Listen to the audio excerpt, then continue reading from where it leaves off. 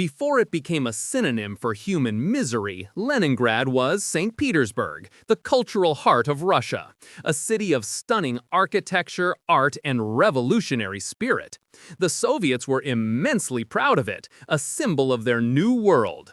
In the summer of 1941, life was, by Soviet standards, pretty normal. People worried about exams, romance, and the quality of their borscht. Meanwhile, a few hundred miles to the west, Operation Barbarossa was unfolding, a meticulously planned German invasion that assumed the entire Soviet Union would collapse like a poorly made chair in about 3 months. The German High Command had a specific, rather uncharitable plan for Leningrad: erase it. Not conquer it, not occupy it, just surround it and let 3 million people quietly starve to death. A very efficient, hands-off approach to genocide. On September 8, 1941, the last land connection to the city was severed. The circle was complete. The city was trapped. Andrei Zhdanov, the local party boss, gave rousing speeches about Soviet resilience. He assured everyone that this was a temporary inconvenience. This is a classic move in the How to Manage a Catastrophe playbook. Downplay the severity until it's eating your wallpaper. A critical error was the failure to evacuate more than a fraction of the population. Another was the location of the city's main food supply, the bidet of warehouses. They were conveniently bombed by the Luftwaffe on the very first day of the siege. Over 3,000 tons of flour and sugar went up in flames, creating a sort of apocalyptic caramel that coated the surrounding ruins. A sweet, sticky omen of things to come. With supplies dwindling, the city introduced a rationing system. This wasn't a suggestion, it was the law of survival.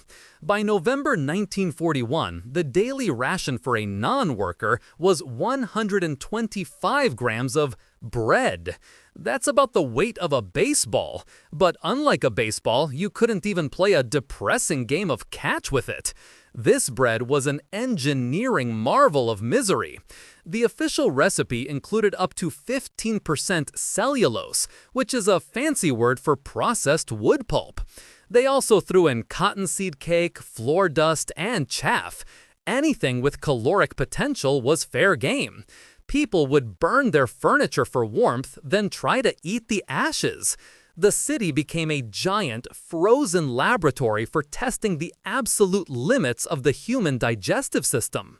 The first winter, 1941-42, was brutal. Temperatures plunged to -30°C. There was no heat, no water, and almost no food. This is when the city's cats, dogs, and pigeons mysteriously vanished from the census. Then went the rats.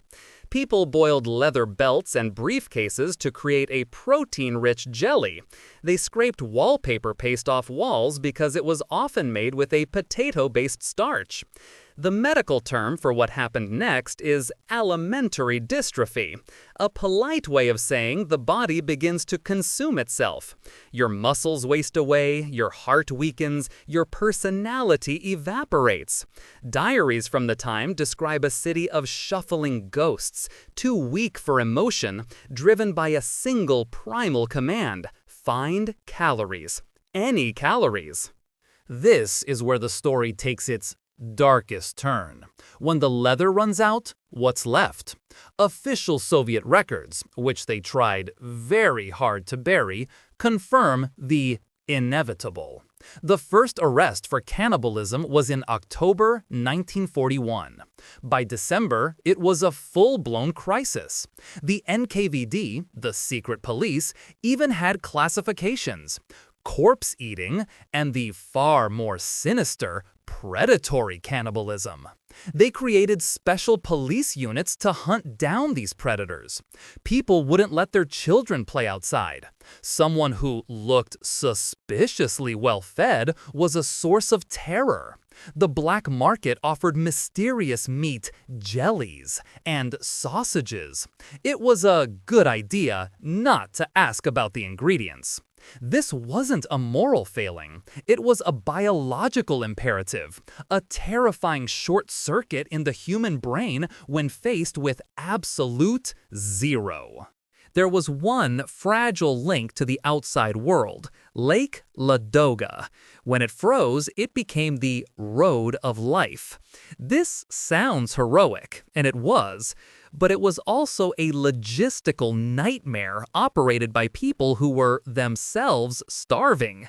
Trucks loaded with meager supplies would drive across the ice under constant German artillery fire and air raids. The ice would crack. Entire columns of trucks, drivers, and precious bread would vanish into the freezing water. The Germans called it Death Road. Drivers became local heroes, but their life expectancy was abysmal. They'd make the perilous journey, drop off the food, and often be paid in a single loaf of bread for the return trip. It brought in just enough food to keep the city from dying completely, raising the population from a state of actively dying to barely surviving. An important distinction. What does a society become when its primary currency is a crust of bread? It becomes brutally transactional. People traded priceless art, wedding rings, and family heirlooms for a few potatoes. A grand piano might get you a bag of flour if you found the right buyer. Scientists at the All-Union Institute of Plant Industry literally starved to death while guarding a massive seed bank containing thousands of varieties of rice, wheat, and corn. They were surrounded by tons of edible material but refused to touch it, preserving it for the future of Soviet agriculture. That's a level of dedication that is both awe-inspiring and completely insane. Meanwhile, party officials often had access to special stores with better food because even in the apocalypse, some comrades are more equal than others. The siege was finally broken on January 27, 1944, after 872 days. The official death toll for civilians is around 630,000, but most historians agree it's well over 1 million. After the war, the Soviet Union had a very specific story it wanted to tell. It was a story of pure heroism, unity, and unwavering communist spirit. The cannibalism, the black markets, the staggering incompetence of the early defense, the privileges of the elite, all of that was scrubbed from the official record. It didn't fit the brand. The suffering was acknowledged, but it was sanitized, turned into a noble sacrifice rather than a chaotic, horrific scramble for survival. It's a fantastic reminder that history is not just what happened, but who gets to tell the story, and more importantly, what parts they decide to leave out. If you enjoyed this video, please like, comment, and subscribe to our channel for more historical insights. Thanks for watching, nerds!